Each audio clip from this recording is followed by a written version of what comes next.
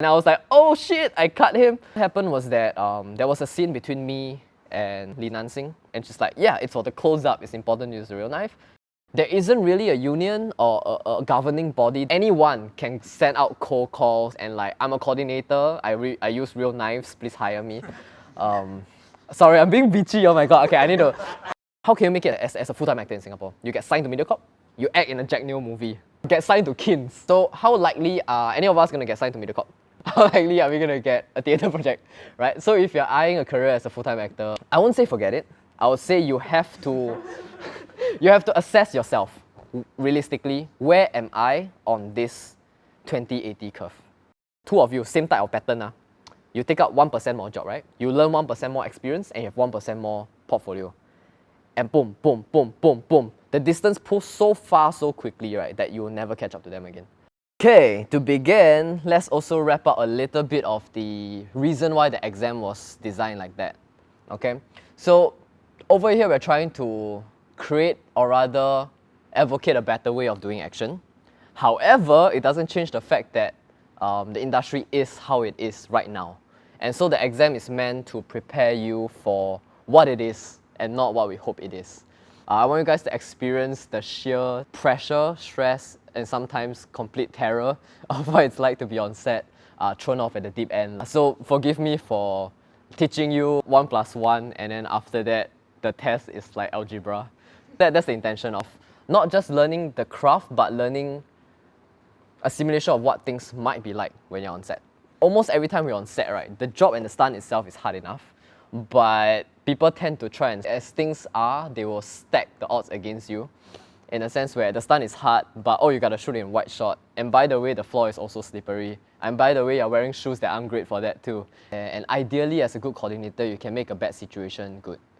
Moving on, why are we having this talk? I think one of the reasons that made me think of doing this is a concept called Wu-Te. Wu-Te it directly translates to martial virtue. Chinese culture in the past, they would teach you virtues before they teach you the art. So I think in Singapore film school, they teach you a lot of what to do on set, but they don't teach you how to be as a professional. Just exploring a bit of these ideas would be an interesting and different approach to education, I think. We're trying to provide something a bit more holistic. But with that said, I don't pretend to be a great person. I don't want to say this from a point of on a pedestal of like this is how it should be, you know. What I'm hoping to address today is to treat it as an exploration of an idea. I want to answer your questions as candidly and as truthfully as I can. And in that process, I might say things that I regret, which I might probably cut it out. But however truthful I want to approach this, as people, we all have our own inherent biases. If there's any veterans watching this, if there are any things that I say that you would feel could be corrected, feel free to just drop it in the comments, with good intentions, of course. We get to the exploration of the title of this whole talk lah. We are here because we are passionate in the arts, filmmaking, performance, stunts, and we chose to live the noble pursuit of chasing our passions and making a life out of our craft. How many of us who have decided to spend every day doing what we love are truthfully happy with your life right now? The title that I want to approach this is an exploration into the question of how might an artist in our local artistic landscape choose to live our lives such that we may be proud of ourselves. Why I ask this question is because I think it's important to kind of pinpoint where we want to be. I think a lot of us don't do that. I try and avoid it sometimes because when you fail the goals, it feels like shit, you know. But it's a thing called willful ignorance, where you choose not to identify what is important to you so that if you miss it, you don't feel so bad. But what that causes is it kind of compounds over time, and next thing you know, you are like 50 and in a midlife crisis because you're like not where you want to be. And you reach a point where it's too late to kind of like address things and change things. And any of you guys read Carl Jung's stuff? Carl Jung has this idea of how each of us have 3 parts of ourselves. The idea of the superego, which is all of us, we have a person that we imagine to be ideal. To get your ego to be as close as a superego as possible is how we should aspire to live in life. You become the person that you look up to. These questions to ask, what would the ideal world be like when it comes to your work, your love, your life, your family, and how do I get myself to become this person that I can be proud of? Let's jump right into the questions. I grouped together all your questions into categories, try to make sense of it. So across this talk, we can kind of get to the answer of living the life we can be proud of. The first category is regarding coordination. I think a lot of these questions come from Jillian. With regards to being a stunt choreographer, walk us through what happens when you arrive on set. Do you usually pre-choreograph on the spot? I guess it would depend on whether or not they briefed you beforehand. Do you break up the choreo into multiple short takes, like what we do in the program, or the lengthier one-shots, like in the mentorship program? Do you take over if a stuntman is injured? And in essence, what are your responsibilities as a stunt choreographer or director? Very long question. Let me try and go through it. So what are our responsibilities as a stunt coordinator on set? First thing is to make sure everyone walks out alive, ideally. And we laugh it off, but it happens, right? And it's a hard thing to do. When you're trying to achieve convincing violence while keeping everyone safe, when you're working on a time crunch, and they don't have enough money for you to get all the equipment you need for safety. So trying to work through that as your first priority is the first thing. Second is you want to deliver as close to the vision of the director as possible in the script, within reason of the allocated budget, while at the same time working with the limitations of the actors. And if you can help it, to bring the director's vision a step further than he thought he could take it, right? So one thing you can do is you talk to the directors and you ask them about what's your favorite top 3 movies. Try to pick their brains, find out what's their taste. What do you like, what do you hate about this show? What do you love about this show? In this scene, what was kind of the creative vision that inspired you? And then you try and find out what's this shape he's creating. Because everyone has different tastes. Some directors might be very extreme, they want super authentic and raw. Some might want to elevate it to hyper-realistic. So you want to ask them the questions that cast will ask me, in the sense where it makes them give answers they didn't know they had. Yeah, then that way you have value added to the project. Because too many coordinators I've seen just give the bare minimum of the script. Oh, the script say we punch, then we punch, lor. And then that's the end of the scene. So you bring no value onto the set. You are just a mouse for the director, and he moves you from places to places. In the preparation stage, you want to be a good teacher to the... I have seen coordinators who don't take the education and the nurturing part of their job very seriously. They don't think that it is their job to teach an actor. You come here, you should know what you should do, right? And I've seen this on international levels as well. It's not just local. Where they'll complain about, oh, the actor cannot do this. Then remember that time we had the actor that can do all of these things, and then that's why we could do such a good work. Then in that case, there was no need to hire you because the actor was great to begin with, So how good you are as a coach, it's also a vital part of being a coordinator, I would say. Do we go into multiple takes or one shots? This largely depends on the director's vision. So in our experience, we worked with Butterworks, excellent, up-and-coming, awesome people. For them, that project Muay Thai Girl, they wanted to have a sense of immersion for the audiences. They want to feel grounded, so they requested for the straight fights and the fight outdoors. They want everything in the illusion of one shot, one long takes. Yeah, so it feels like you're in the scene with them. The audience watch it, don't feel like you're cutting to cheat around things. So for that one, we have to specifically craft the scene to do a one take. Whereas other directors would go like, you see this show, this kind of effect I want to create, I want to go dynamic, I want to go wide, I want to go super close. So you got to communicate with the director because it's a hand-in-hand project, ideally. And then you design the action to work best to the cuts and the editing style or the visual style or the visual language that the director aspires to be. And another thing that I think we should do as well, ideally as coordinators, is to study the rest of the tone of the show. Because there are situations we've seen before where the show is like dialogue, still shot, action scene, cameras doing this, cameras doing that. Suddenly you look like you're watching a different show. And it's because the coordinator didn't spend time to find out what is the theme of the show, what is the visual language, and how do you keep the action scene as much as a part of the show as the rest of the show is. So this one is not really on us, it's our job to help them decide and help them work around the choreography. If a stuntman is injured, do I take over? As a coordinator, very rarely. If you have enough manpower, you get another stunt person to step in. I have only stepped in once when I'm a coordinator. It's because my stunt double couldn't do the stunt. And then we were on a time crunch. I didn't have the time to walk him through to get him there.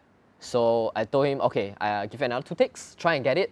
If you cannot, I'll step in, I'll do it for you. And then I stepped in eventually. But that's the only time I did it. Usually coordinators shouldn't end up performing because you always need a safety or a coordinator on the monitor. As a performer, sometimes we take more risks with our own bodies than we are supposed to. When I'm coordinating someone, I'll never tell them to do that thing. But when I'm doing it, I'm like, yeah, I think maybe I can take that drop, So you should always have another coordinator watching your back. So if you're the coordinator on set and you step in and you got no one on there, that's the problem. That's where accidents starts to happen. Do we usually pre-choreograph or on the spot? In the ideal world, you should have had a creative meeting with all the production head of departments, come up with a concept, get the concept approved by the director, had a pre-visual done, the pre-visual vetted by the director and the studio, and they tell you what they want to change. And with this pre-visual, you rehearse the actors. And then the actors, you shoot another pre-visuals, and you edit it together so the actors can see, oh, this is what I look like doing this exact thing I'm going to do on set. And shooting pre-visuals with actors are important, and it's as much important as the rehearsal itself, because when you rehearse, you do things, a lot of the times, relaxed. You're going slow, you're going small, right? And then when you go and start shooting, you realize it's a completely different experience. So when you shoot pre-vis with them, they experience, number one, where you're cutting and which segment they're doing to which segment. So they're rehearsing exactly what they're doing on set. And then at the same time, they will, once you go action, right, the actors really put into it. So they get to practice exerting at the level of exertion and exhaustion as they're supposed to do on set. And then they get a real feel of what it's supposed to feel like. Then when they look at the pre-visual, they look at it and it's like, actually I don't like what I do here and here. At least they have one chance to change before you go on set. So this is the ideal creative pipeline. However, it is not what is being done frequently. More often than not in Singapore, you show up on set, you teach the actors on the spot and they do it. And then two things happen. The action looks barely passable at best and people get injured. Walk you guys through what happens when I arrive on set. Ideally, if all the pipeline has been done, I go there, everyone knows what they're doing. All these files have been sent to every department already. So with the pre-visuals and with the shot boards, where we break up the storyboards into different frames, and we shoot according to the shot board, right? The AD knows what's happening, the makeup artist know when the makeup is being put, the wardrobe know when it's going to get torn, the art department knows when the wall's going to get smashed. So you flow through it really smoothly. So if all your homework is done, right, as a coordinator on set, you just make sure that this pipeline is being followed. You make sure everyone's safe, and you help the actors along with whatever problems they are encountering, because all your homework is already done before the shoot started. But if you're an unprepared coordinator, you go on set, it's just complete chaos. You're like, oh, you want this? Okay, yeah, we do that. Oh, you need that? We don't have that. What are we going to do now? It's a lot of putting out a fire when you enter a set that's not prepared. Then in that case, your job as a coordinator is to make sure no one gets hurt. You want to try and churn out as best you can what the set can provide for you and what the actors can do in such a short time. In general, extremely stressful and terrible experience for everyone involved on set. Yeah. So we try not to pick up jobs like that anymore. Next question, what happens when the stunt director and the film director doesn't see eye to eye? And then the next follow-up question is, can you just take them out and take over the filming? What this makes me think of is most directors are very communicative people. Most artistic people are, and so you can have a conversation with them. And then you work out what is physically possible and what's not. Because things that look dangerous in real life, sometimes on screen might not look dangerous enough. And so they might want to increase the scale, where in real life nobody can take it, but on screen it tells a story. And it's important because you are telling a visual story, so it has to tell. So what you want to try and do is try and use visual tricks or safety equipment to try and get your human, very, very human performers to achieve that kind of performance that tells that story, right? So you're finding middle ground between what's possible and what you would like to make, right? And if you have all the budget in the world, you can do all kinds of stuff. But the reality is, in Singapore, we have very low budget, and sometimes the director wants to achieve a lot. So you just try and find middle ground, or you try and talk. However, with that said, we have met directors that are completely unwilling to communicate before. It's a show called It's produced by and it's by far one of the worst experiences we've had on set. The director completely doesn't know what he's doing, and he doesn't know how much he doesn't know. So one example, there was one scene where we had 2 people fight like 6, 7 people. Randomly he says, can I just have it much longer? Like, did he say 3 minutes or something? They're like, what? I can't whip out a 3-minute choreo on the spot. Fine, let's do it. So Cast tries to start and choreograph it. And then the director shouts, don't need to choreograph, just go! Roll! Action! And it was just a bizarre experience. The reason why it's called fight choreography is that there's choreography involved. You know, if you don't choreograph, it's just a fight. So in our heads, it's just baffling. It's like, do you expect us to just start like swinging swords at each other for real with no preparation? It's a horror story of a show, and it's extremely disappointing because this production is one of the big five, and they get a lot of money to produce their shows in comparison to the other productions, and so we expect better. That show is marketed as almost like supposed to be like a blockbuster type with a lot of budget, with CGI and big fight scenes. And the most infuriating thing is that when we first picked up that show, we weren't the coordinator, we were just performing on set. The visual reference they sent us is a rehearsal footage of Rinonin Kenshin. Yeah, with the wires like and stuff. We're like, oh, it looks fun. Are we gonna rehearse? Are we gonna prepare for it at all? Oh no? Alright then, we have no wire. Okay, the swords are copyright weapons from an anime. Okay, we have no preparation. The cameraman is not moving his camera. Okay, yeah, I guess this is what we have to work with. So the disparity between what they want to achieve versus what they're prepared to do to get there is so far apart that there's no way to negotiate the balance. To answer the point of like what to do when the stunt director and the director clash, because they actually had like a shouting match on set. In that case, if the director's not willing to communicate, there's not so much you can do. So you fall back on a secondary process, which is all I'm gonna do now is to make sure nobody gets hurt. Yeah, I can no longer have the capacity to care about the end product. I'm just trying to make sure no one dies, you know. And that's all you can do in this kind of situation. So I think it's important for us to be able to put in a cancellation clause for the projects we pick up, because it's actually not common for stunt teams to deliver contracts for productions to sign. I got my contract rejected, you know, because like, that's not how we do things here. But why it's important is because you get to include a clause that says if you breach the safety conduct or you're unwilling to take safety notes, it allows me to end this contract right here. I'll refund you a little bit of the money and you can have all the preparation and rehearsal works and previs, but I don't want to be involved in this work anymore. So that's a power that stunt teams should have. Because creating an action work it's a collaborative process. And if they're not willing to collaborate, then what are we doing here, right? Okay, moving on, regarding news. So there's two things that was requested of me to discuss. One is Ruby Rose blaming the team for the poor action. And then she was complaining about hellish working conditions in Batwoman. But of course, then there's also been articles revoking that, saying that she lied, she was difficult to work with on set. So I don't really want to delve too much into this because I don't know the facts. But there are situations where actors are treated badly. There are situations where stunt teams are very dangerous. In Singapore, hierarchy is built such that actors have very little power. You are told to do things, and if you can't do it, you're incompetent. There's no due process as to where did we go wrong. Did we fail to prepare you enough? Was the set and your wardrobe and whatever causing you to fail? It's your fault. And then we're like, okay, yeah, it's my fault then. So it does happen, and I don't know what we can do about it. I think,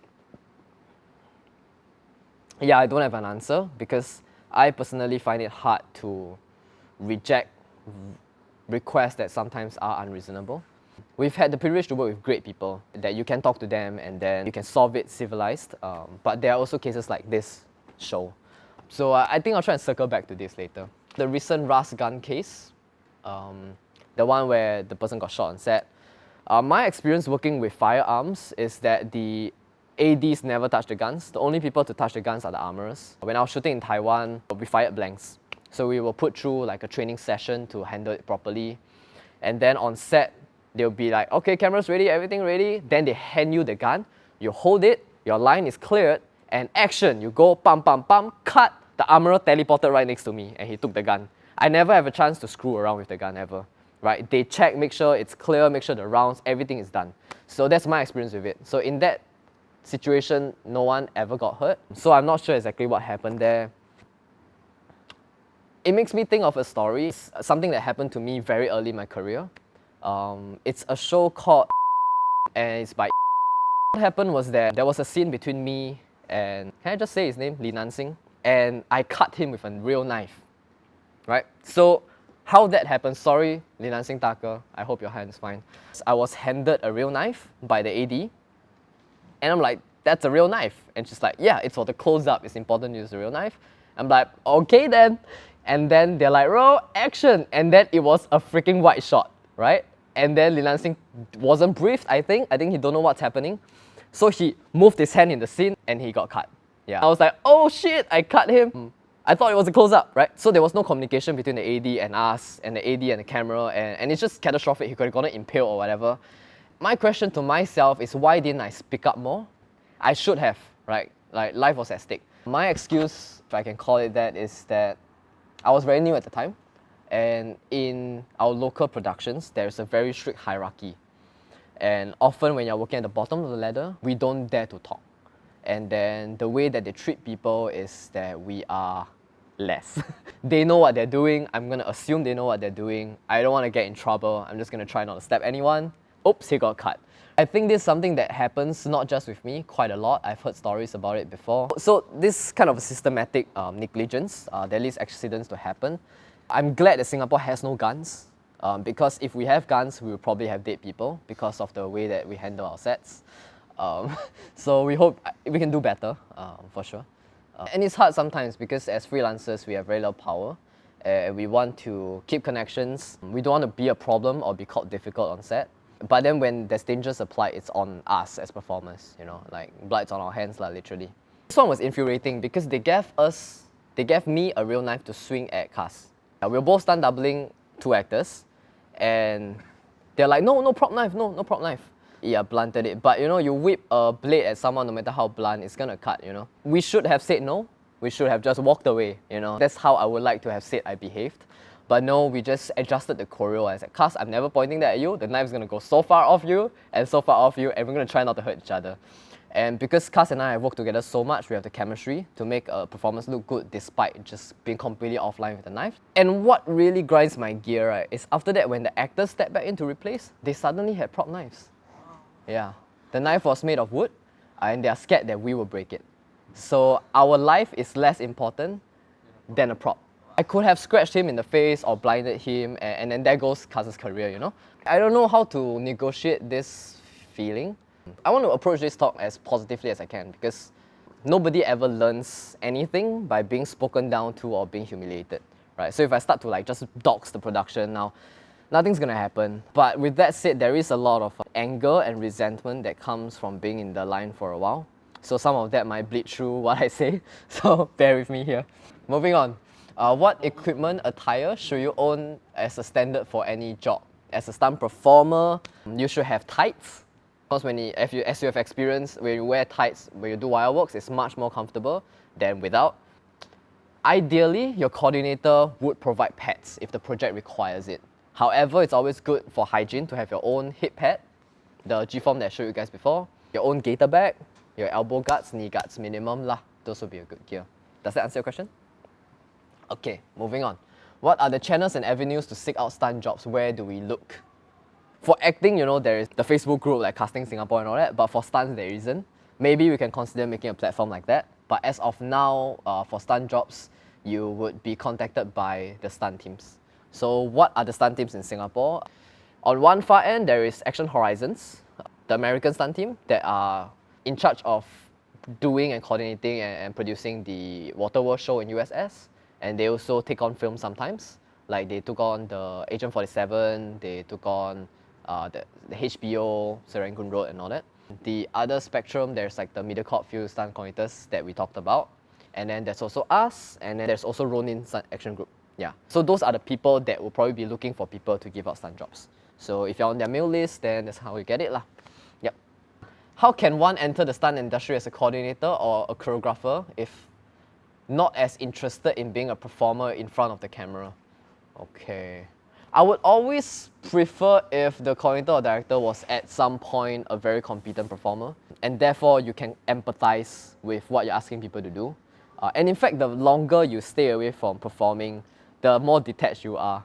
So I would prefer if the coordinator frequently comes back to perform, so that when they coordinate with the sensitivity to humans, human bodies and expectations. But there isn't really a union or a governing body that recognizes coordinators. So anyone can go out and call himself a coordinator, send out cold calls to productions and like, I'm a coordinator, I use real knives, please hire me.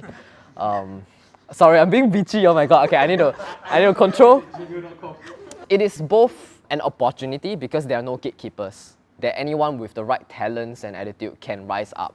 without being blocked. But it also gives avenues to people that are unqualified. If I can even, like, okay, I feel pretentious saying unqualified as if I'm very qualified, but it gets people that are not ready to handle safety, stepping out and coordinating people and causing accidents. That is not really the question you're asking of how to become one, but I would say work and intern with one of the major stunt teams that I talked about, and then learn the ropes, work as a stunt performer, work as a double, assist the choreography, slowly work your way up, and as you're comfortable, maybe get them to mentor you while you coordinate a project. Then that way you have some kind of support, anything happens, they can step in. Then eventually you have a portfolio to become a coordinator. Yeah. As actors, not part of the stunt team, how does one offer input or voice discomfort over certain actions you're not confident in performing, especially with stunt scenes veterans, without making a scene with the AD or directors getting involved? Difficult question, as we talked about and explored before. Ideally is you trust your coordinator, right? You can voice up to him, sir, I am not comfortable with this move, can I change it to something else? Offer a solution. You can go like, no, I don't like it, I cannot do it, you know, like, then that might be perceived as being difficult. But you can offer like, this kick, I am not comfortable, I might split my pants, or I have a discomfort on my hip. Can I change it to this kick, which I know I can do well? And I know it fits the scene, and therefore they don't have to make major changes for you. So I think that would be a good way to voice it out. And ideally you can trust them and they take care of you and they change the scene for you lah. And then if they don't, if they speak in another language and they don't listen to you, then you have to approach the AD. Because the AD is there to take care of everyone. They are the ones that will call an ambulance if anyone gets hurt, you know. So they would appreciate you approaching them like, I'm really uncomfortable with this. I talked to the coordinator and I'm not getting through. Is there anything you can do? But of course they will be constantly making a scene. But end of the day, there is no project important enough to risk your life or someone else's. So I would like to say that I always do this, but we as performers, sometimes we don't. We try and make do. We'll be like, okay, maybe I can make this work. And I just hope that as we go on as an industry, we get to work through these problems together lah. Oh shit, you're doing a stunt scene, but there's no stunt coordinator. It's hard. On one hand, you can leave the production. You can like, I'm not doing this anymore. But we both know that that's not a viable solution for freelancers. I hope that your co-actor is someone that's willing to discuss things as well and talk safely. And you guys try to work it out among yourself. I know the director wants this, but I know this risk. Can I do this so we subvert that? So you work with a co-actor. And most of the time, actors as actors, we know each other's trouble. We try and take care of each other. Yeah, does that help? Thanks. Yep. Best and worst experience on set, we already shared it. That show where we had to fight without choreography, that's one of the worst experience. Best experience might be Taiwan and Batam. Yeah. The Batam shoot was actually a very physically grueling one, but the production team did everything they can to make sure that we are as comfortable as the situation allows lah. Despite being in the forest, being in full prosthetics, and there's scorpions in the grass. But they did everything they can to keep us safe. The chemistry and the humanity lah, and the empathy of their production made me feel like it's one of the best experiences. I can't share a lot about this project because it's not out yet, so NDA. Regarding opportunities, what is the speed of progression if doing part-time? And what are the common streams of income besides purely stunt work? I can't speak for everyone in stunts, but so far everyone I've seen that survive in stunts for more than 5 years are people that have multiple income streams and multiple talents. Cuz, for example, he works in a stunt show, he also takes up commercials for acting, TV series, yeah. So you kind of have to be pretty multi-talented to kind of like survive, because like income streams dry up really quick, you gotta tap into different ones. I did acting, and I did stunts, and I also took on dance performances. Back then, part-time, trying to make ends meet. I also took up coaching as well. So it's kind of rough. And then speed of progression in doing part-time. This is tricky because I would say that to get any good as a stunt performer, in 2 years' time, you have to be training about 3 times a week. If you have pretty mid to high average talent. If you're the person that takes even longer to learn, then you might need even more mileage. So reasonably speaking, realistically speaking, how is a person who has an office full-time going to be able to clock in this amount of mileage? Very, very hard.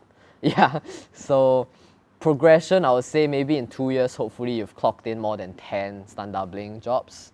That gives you a certain base amount of experience and you're training very hard along this time. Maybe in the next 2 years, you assist some coordinator, helping pull wire, helping move people around on set, so you kind of know what blocking is, and then eventually helping to assist the choreography. In the next 2 years, that's like 6 years down the road already. Maybe then you can start to coordinate your own stuff. That's for the back end side of things. If you're an actor, stunt person, ideally in the first 2 years, you take on student projects. Student projects help. I feel that people who take on roles as extras in order to try and make a career, it doesn't help because you're just walking around the background. You don't learn anything. Whereas if you participate in student films, at least you get an actual role, you get dialogue, you build up both experience but also portfolio. So with that, you can audition for small-time roles, and from featured extras, you work up to more lines. Hopefully you get featured supporting roles. This might be a 6-10 years journey as well. And then you also happen to do stunts. It's so rare. Like personally for me, right, from the start till now, I can only say that I've had 2 roles, 3 roles maybe. 1 commercial, 1 feature, which is a very small stunt acting role, and then 1 proper supporting acting role that involves stunts. Everything else in my acting career is either purely stunts or comedy. So to be a person that is reasonably good at stunts, you still might not get the chance to perform as a stunt performer. So let's talk about having an actual career as an actor. And what would we constitute that? Would be you are acting fully, you don't need any side hustle to support you. Have you guys heard of the Pareto distribution? This mathematician Pareto observed that in many aspects in life, 20% of the people control 80% of the resource and opportunity. In like a monarchy, the king has all the power and his aristocrats, and less, and then you have the farmers, you know. So you can think of it as the grand curve of unfairness in life. In the acting scene, you have much steeper, maybe 10% of actors controlling 90% of the opportunities. And something we've observed is the person who picks out like 2 of you, same type of pattern, you take out 1% more job, right? You learn 1% more experience and you have 1% more portfolio. And boom, boom, boom, boom, boom. The distance pulls so far, so quickly, right, that you will never catch up to them again. How can you make it as full-time actor in Singapore? You get signed to MediaCorp. You are a very prolific theatre actor who gets constant rehearsals and roles. Theatre is good because you have like 1 month rehearsal, 1 month show. And you pick them up back to back, you have a full-time career. You act in a Jack Neo movie. Get signed to Kins, the long-form drama of Channel 5. Once you sign on, you kind of actually have a career. Other options, you are part-time teaching, acting, drama teacher, dance teacher, freelance dancing. So how likely are any of us going to get signed to MediaCorp? How likely are we going to act in a Jack Neo film? How likely are we going to get a theatre project, right? So if you're eyeing a career as a full-time actor, I won't say forget it. I would say you have to, you have to assess yourself realistically. Where am I on this 20/80 curve? Is my acting 20th percentile? Is my stunts upper 20th percentile? Is my social media following upper 70th percentile? Right? If you answer no to any of this, and you can't see a road that can get you there, then there's no path. I believe that people can achieve what they can see and believe. So if you can't even see a path, then there's no goal. However, we can talk about unique combinations. So you might not be the best actor there is out there. You might not be the best stunt performer out there. But if you can get a unique combination, like you're averagely good at capoeira, random martial art, and you are semi-decent as an actor, are there people that can act better than you? Yes. Are there people that can do capoeira better than you? Yes. But are there anyone that can act at the level you can, that can perform capoeira at the level you can? No, then that capoeira job is yours, right? And hopefully that capoeira job helps you get a bit of clout and that bumps you into another job. There are some combinations that are better than others. If you are like a quadruple threat, you can sing, you can dance, you can act, you can fight. Great. If you can act, but you also know carpentry, not gonna help you much. So these are some things to think about. Because it's unnatural to be the best. To become the top of any dominance hierarchy, the amount of work you have to put into it eventually dictates that you have 0 life. You're gonna be a bad father, your wife's gonna hate you, you're gonna spend nothing but every day on your job. Is that a sacrifice you're willing to do to become the best in that one thing you want to do? I would say that most of us would prefer to have a more holistic life. And so the unique combination aspect might be a better path for you. So think about it, like how can you develop what you are interested in into something you are good enough in, such that you have a place on the market. Regarding individuals, what is the most important mindset, lesson, perception to have as a stunt performer? This is a hefty question. It's very hard to answer. I will try my best. Makes me think of a few things. During open sessions, one of the days there was a lady. I was like, hey, what's your goal for today? Like what are you working on? It's like, I don't make goals because I don't achieve them and I disappoint myself. So she doesn't make goals because she doesn't want to be sad about it. Okay, and I think that's postponing your pain now for a pain in the future. Because you don't make your plans, you don't achieve it, you don't know you're not achieving it. And then the next day you're not. And next thing you know, you're 40 years old and you have not achieved anything you want to do in life. However much setting goals pain you, it has to be done. However, if you're consistently not achieving your goals, it just might mean one thing, which is that you are pretty bad at setting goals. And what I mean by this is you should set a far goal, but you need to plot baby steps that can get you there. You want to learn a backflip? I'm going to practice 50 back rolls today to improve my perception. I'm not jumping hard enough, I'm going to do weighted squats for a week, right? Concrete steps that you know you can do.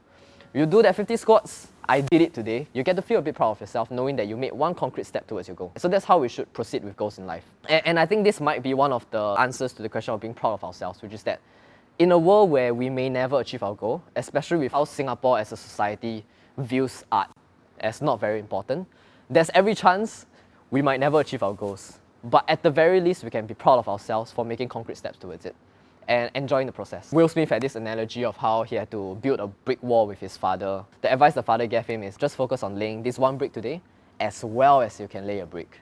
And the next day you do again.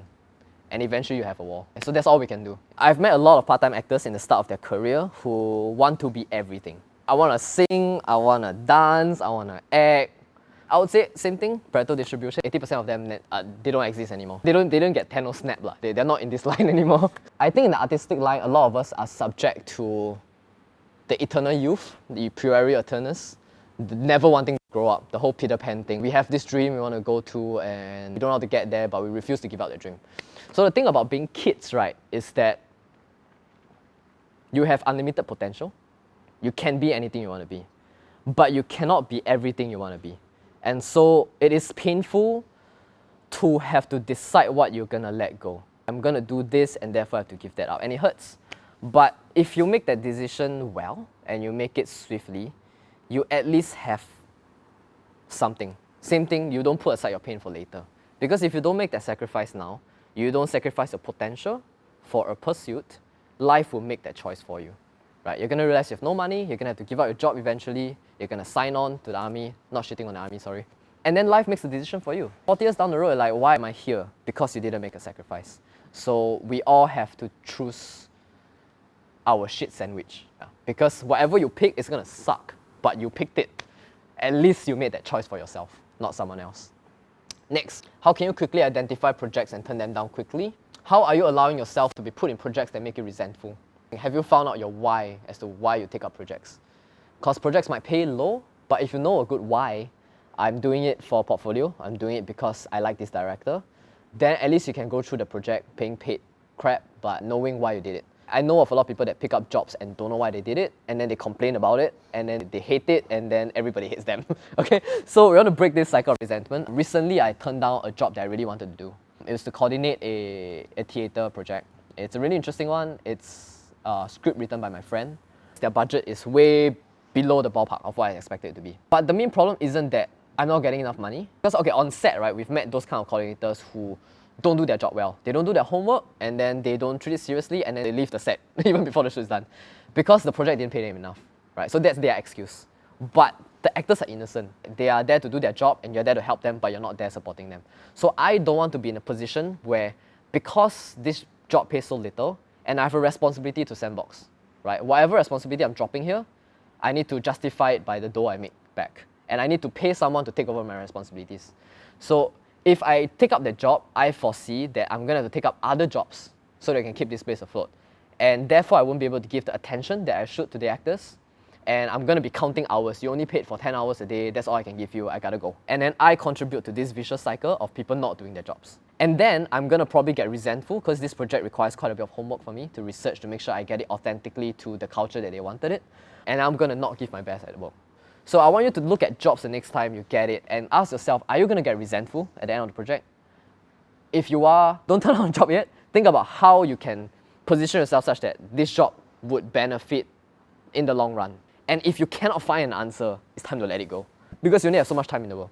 You got to spend time with your family. You got to spend time with yourself.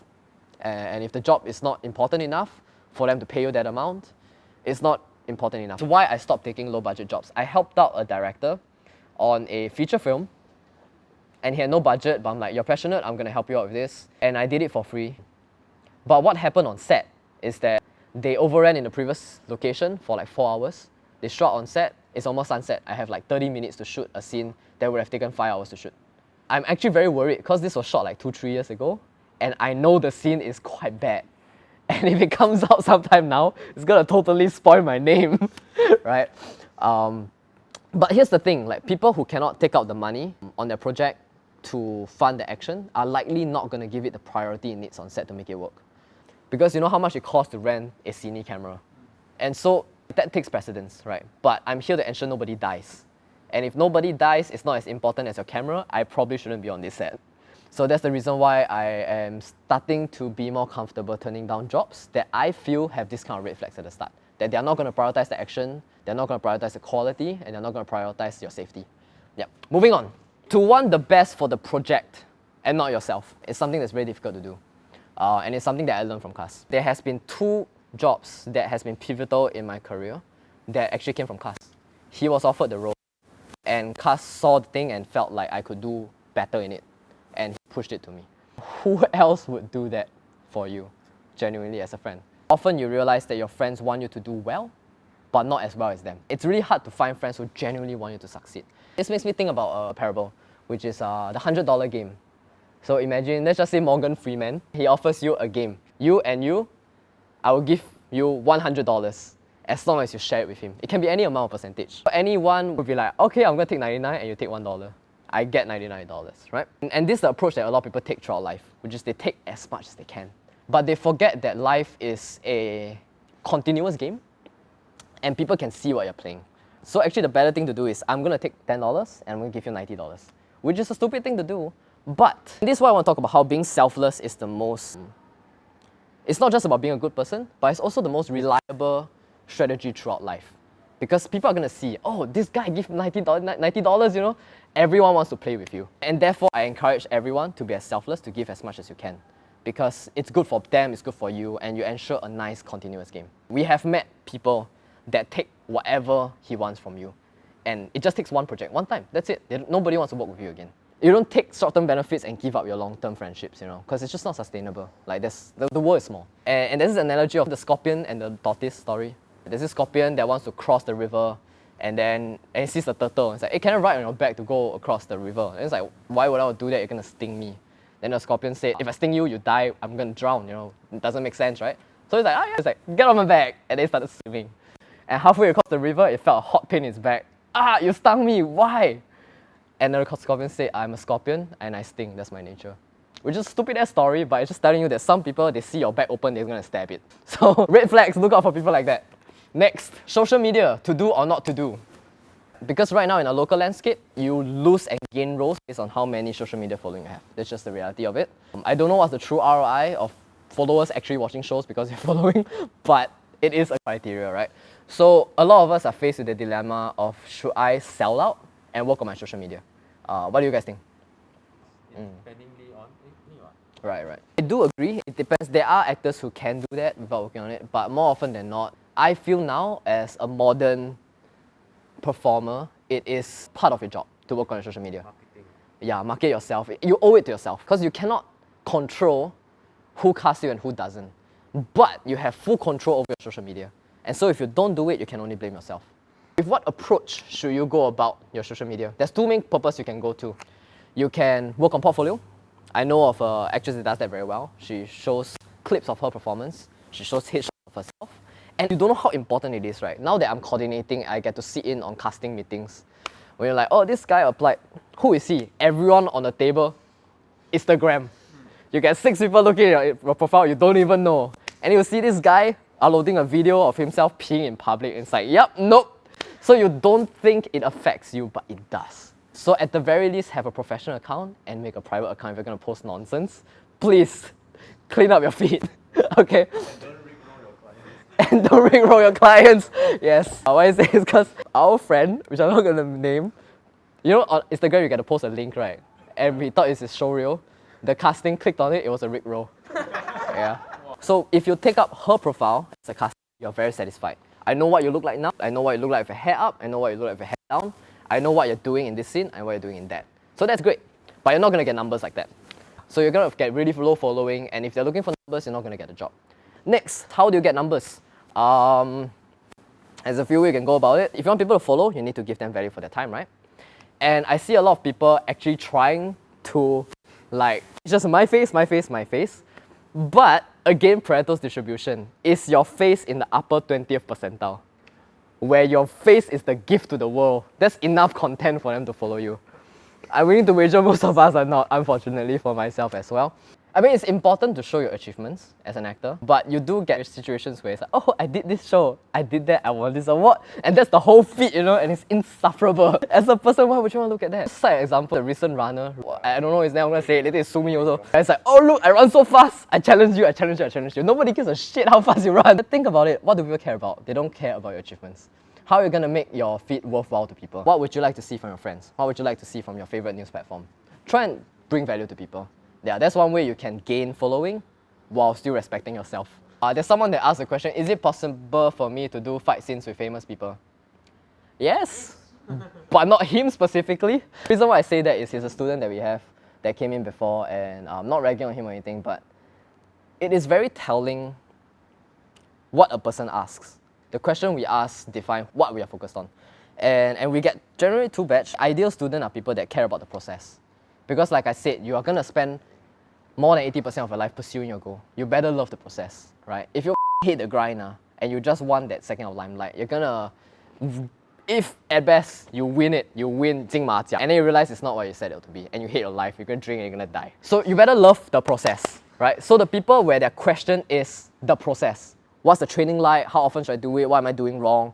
And Drew Loa are very, very good questions. It's like, how can I improve my takedown at the after class? That's what he's focused on. So great.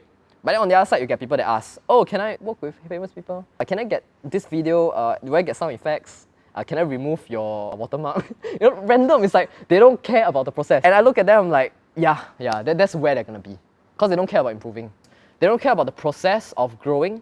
They want the illusion of competence. I would ideally like everyone to fall in love with the process of doing the work and not the end products. The fame is a side effect, it's not the goal.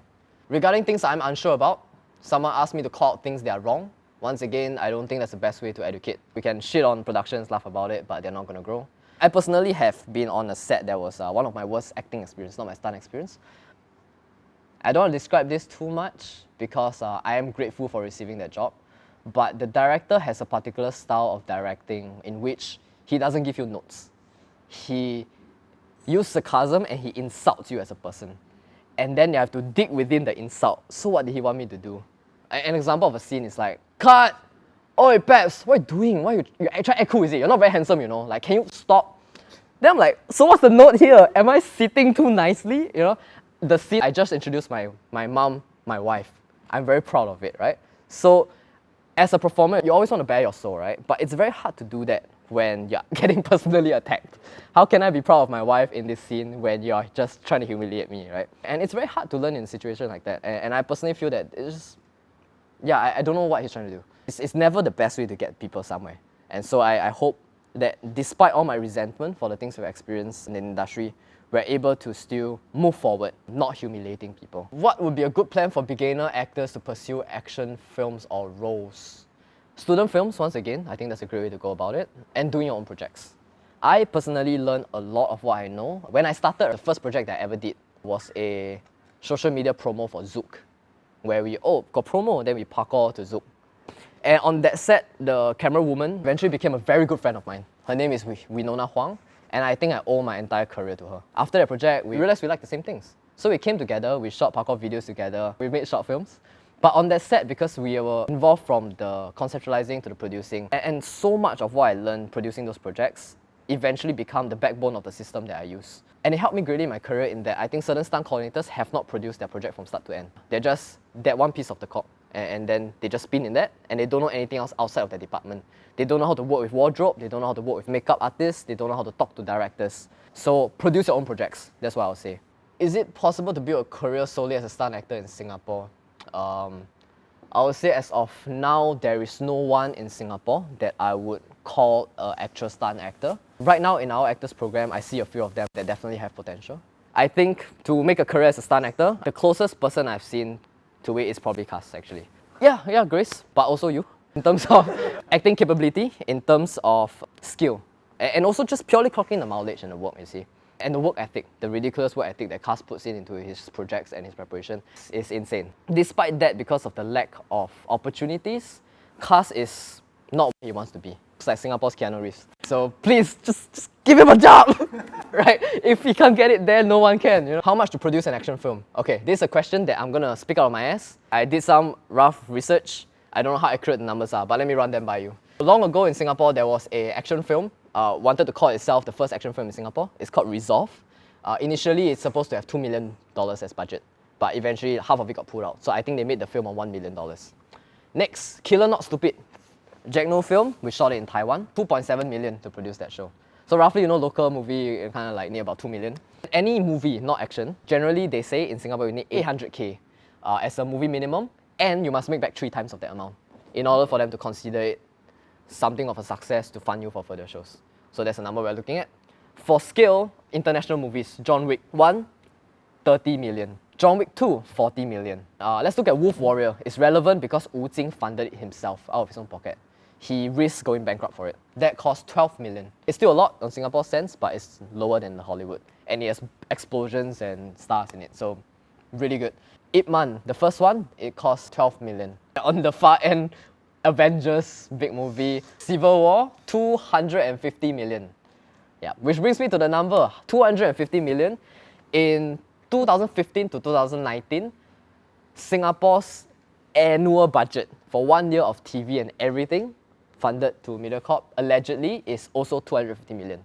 So if you don't make anything in Singapore at all, you can make one Civil War.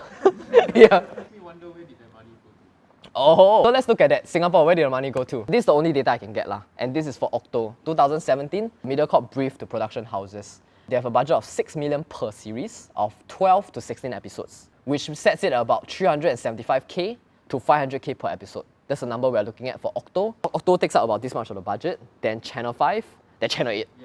Yeah. Actually, no, I think it's Channel 5 has more.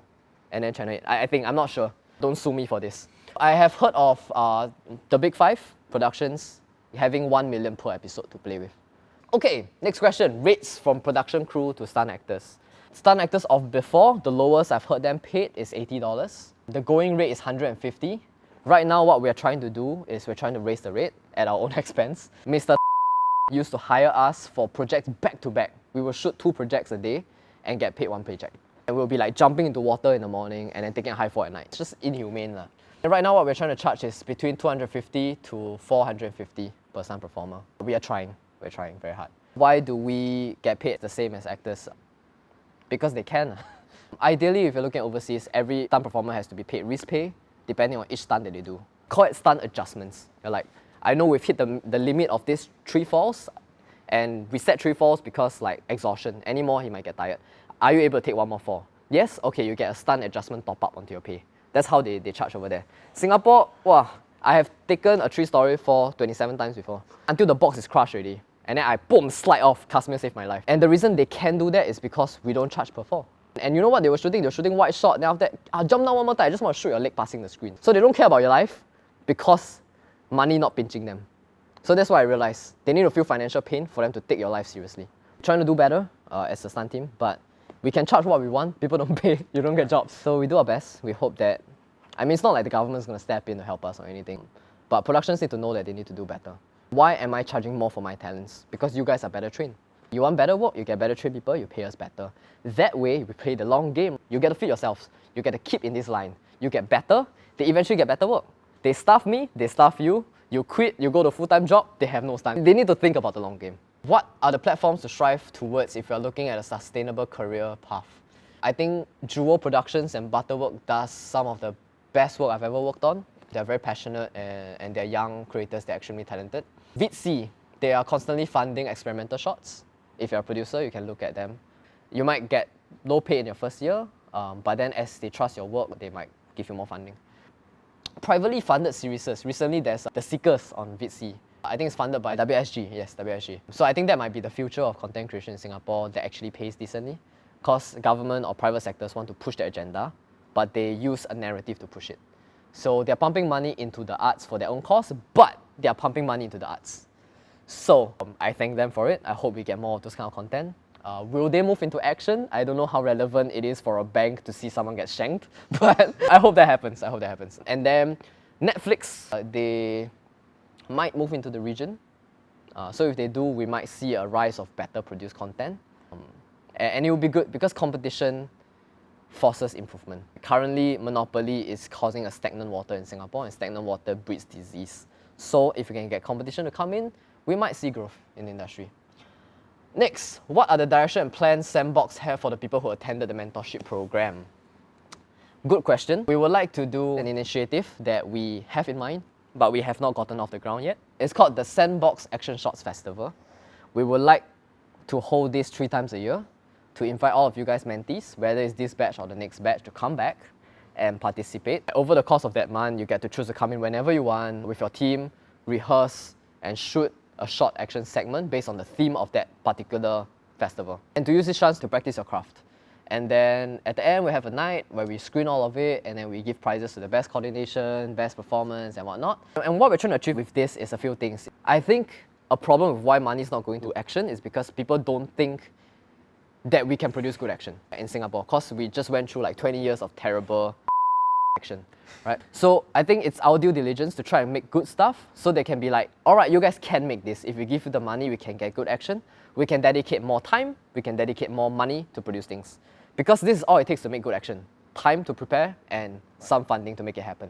So if we produce more content, that might help spark a culture of action appreciation. We also have the actors program, right? A lot of actors want to do action, but there isn't a lot of things in Singapore allowing them to do that. I will want to create cross-pollination between the mentorship program and actors such that you can take your concept and you can pitch to any of these actors. And you know their capabilities best based on the videos you've been posting.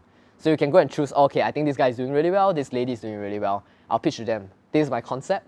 Would you like to participate? So you get to practice pitching stories, you get to practice writing a very small, simple action scene, and then running through this entire production pipeline. And then we're gonna get industry DOPs like Sam to come and shoot it for you guys. So they're not gonna help you much, they'll let you direct them. And then you guys at least have their expertise supporting you. So through this, you create an end product where you have worked and you have rehearsed with a professional actor and you have worked with DPs that know what they're doing, and the work ideally comes out pretty good, and you have a portfolio as a coordinator. Because I think we really need more coordinators in Singapore. I feel personally with my resentment, so this colored with my resentment, is that few of that previous generation intentionally never trained us when we worked with them because they're afraid of competition. And I think it's extremely destructive because you stuff out your own pool. I think competition raises growth. If you guys do stay with us as coordinators, that would be great, but we don't expect you to. If you go out and open your own companies and become competing companies, that's great. We would wish that you grow past us to become better.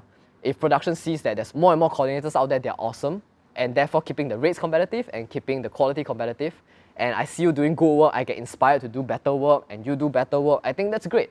We're going to raise the standards of Singapore together. So this Sandbox Festival gives you an avenue to produce works like that. Be it as a DP, be it as a coordinator, be it as a performer. If you are a DP in Singapore who is passionate in the arts, I implore you to reach out to us to join this Sandbox Festival as part of the shooting team. There's not going to be any money because there's no money in the festival, but you get to make good works, hopefully, with good people. If your production houses that are interested in doing more action, we also send out an open invite to come with us and produce maybe a YouTube series where we document behind the scenes of how these projects are made.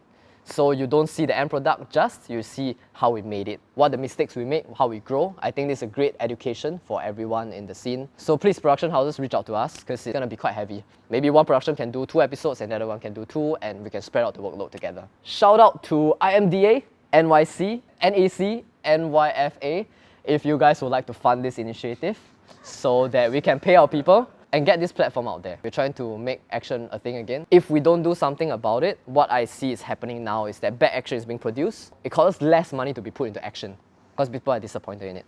And less money and less preparation causes even worse action to be produced.